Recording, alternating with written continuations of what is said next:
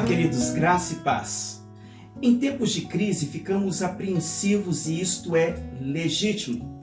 Não somos super-heróis e a insegurança e o medo fazem parte das nossas limitações e das nossas debilidades. Porém, é muito perigoso quando este alerta natural da vida começa a consumir nossa alma de forma exacerbada, gerando em nós falta de fé, desespero e desesperança.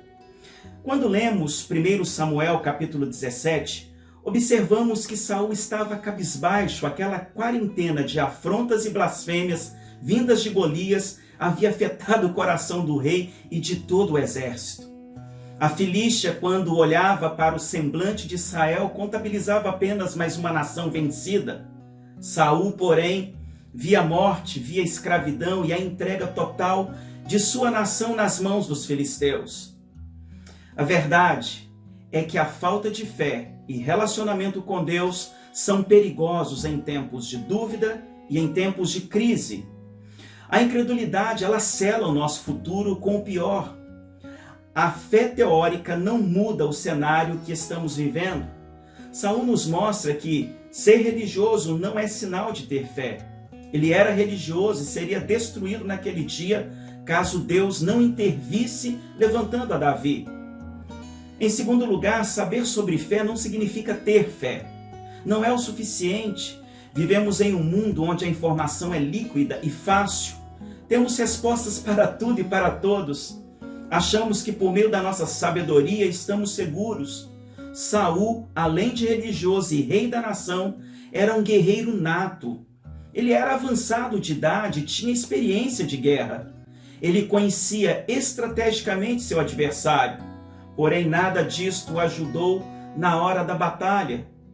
Saul nos mostra claramente também que a falta de fé obscurece a realidade vivida. Todos estavam entorpecidos pelo medo de Saul, pelas palavras de Golias e pelas vitórias dos filisteus ao longo da história. Eles estavam bravos com Davi, o único ali com uma perspectiva diferente de todos eles. O apóstolo Paulo lhe declarou: tudo o que não provém de fé é pecado. O que Paulo está dizendo aqui, de acordo com Romanos 14, é que o que torna a incredulidade pecado é que por meio dela não conseguimos glorificar a Deus, muito menos crer que Ele está no controle de tudo. Foi o próprio Deus que disse: eu os criei para a minha glória. Isaías capítulo 43, verso 7. Em 1 Coríntios, no capítulo 10, no verso 31, o apóstolo Paulo ele declarou o seguinte, segue comigo aí.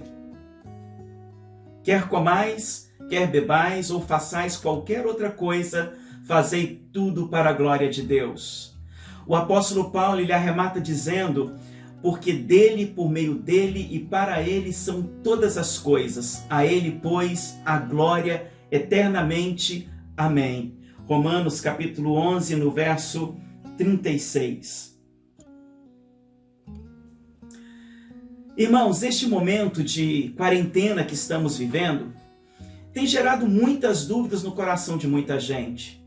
Será que o coronavírus é tudo isto mesmo? Será que vamos vivenciar um colapso na nossa economia novamente?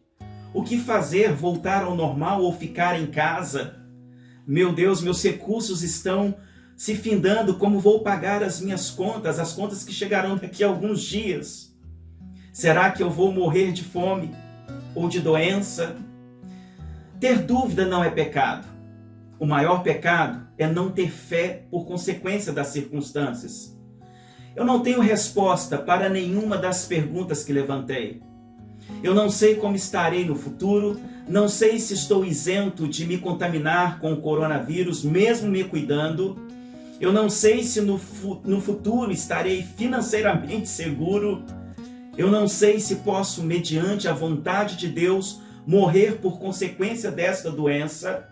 Eu não tenho respostas futuras. A única resposta que tenho mediante a tudo o que disse é que eu tenho fé.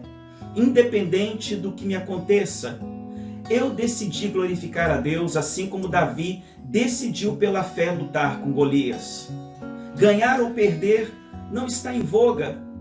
A resposta soberana de Deus é o que me importa. Eu sei em quem eu tenho crido e eu tenho certeza que você também. Nós estamos fundamentados nessa palavra. Nem olhos viram, nem ouvidos ouviram, nem jamais penetrou em coração humano que Deus tem preparado para aqueles que o amam. 1 Coríntios capítulo 2, verso 9. Podemos ter dúvidas sim, queridos, mas não de Deus. Com Deus, nós precisamos de uma fé inabalável, que suplanta a nossa própria razão, por mais legítima que ela seja.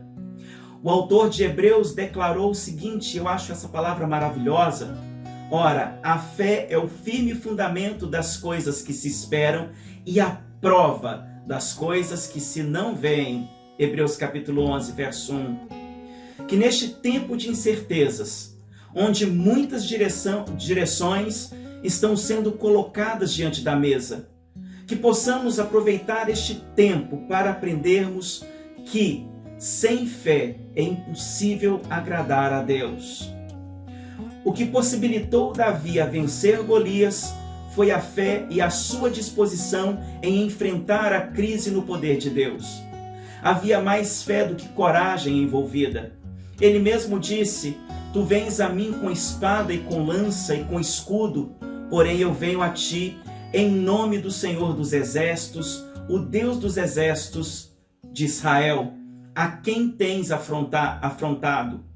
1 Samuel capítulo 17, verso 45. Golias aqui é um arquétipo, uma ilustração de como o diabo atua em meio às circunstâncias da vida. E Davi é a ilustração clara de como nós devemos encarar as dificuldades e os ardis de Satanás, as lanças que ele nos lança todos os dias. Em segundo lugar, queridos, a fé não se conforma com as circunstâncias. É por isso que devemos, neste período de quarentena, buscarmos santidade como nunca antes. Aproveitar este tempo de confinamento para aprendermos mais de Deus. Em terceiro lugar, quando glorificamos a Deus por meio da fé, nos enchemos de alegria e de paz. Esta é a boa, agradável e perfeita vontade de Deus para conosco. Glorificar a Deus nos coloca acima de tudo o que estamos vendo e vivendo.